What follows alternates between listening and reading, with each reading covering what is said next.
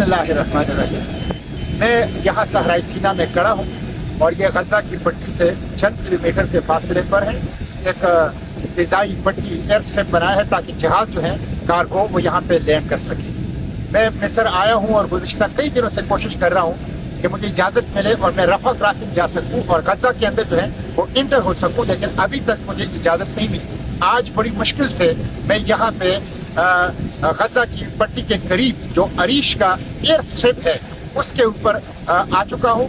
मिस्री हुकाम ने मुझे इसकी इजाज़त दी है और यहाँ पे मैंने पाकिस्तान से जो चार्टर तैयारा सामान लाया है उसको वसूल किया और उसे हैंड ओवर किया मिस्री हुकाम और मिस्र के रेड क्रिसेंट के।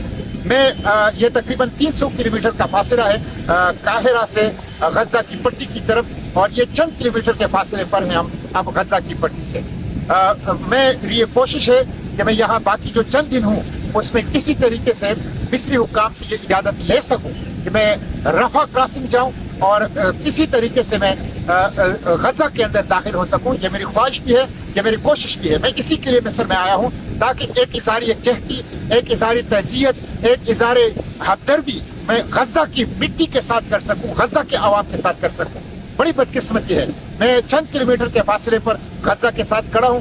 पूरा आलम इस्लाम इस वक्त गुलाम है, लेकिन वो छोटी सी 43 किलोमीटर लंबी और 15 किलोमीटर जो चौड़ी पट्टी है वो इस वक्त इस कुर्रे अर्ज में आज़ाद है। बदकिस्मत ये है कि मैं वहाँ नहीं जा सकता, जो कि इस्तेमाल में लकीरें खींची हुई है, वो लकीरें मेरे रास्ते के अंदर, हमारे रास्ते के अंदर रुकावट है। लेकिन मैं कोशिश करूंगा चंद दिन जो मेरी मिस्र के अंदर क्या है कि मुझे रफा क्रॉसिंग की इजाज़त मिल जाए और मैं गजा जाके पाकिस्तानी कौम की तरफ से उस मिट्टी के खिराजी तहसीन पेश करूँ, उनके आवाम को, उनकी मज़ाहिमत को खिराजी तहसीन पेश करूँ, उनकी जदोजहद आज़ादी को खिराजी तहसीन पेश करूँ, उन शहादा के साथ उनके पसमानदगान के साथ ताज़ियत करूँ और वहाँ के जख्मियों, वहाँ के दुख के मारे आवाम के साथ इज़ारे हमदर्दी, इज़ारे ताज़ियत करूँ। तो मेरी एक कोशिश होगी, आप दुआ करें कि मुझे इजाज़त मिल जाए और मैं रफा क्रॉसिंग और गजा की पट्टी में जा सकूँ। अल्लाह ने इतने रास्ते खुलवाए हैं कि मैं चंद किलोमीटर के फासले पर गजा की पट्टी के ऊपर आ चुका हूँ। तो अल्लाह ताला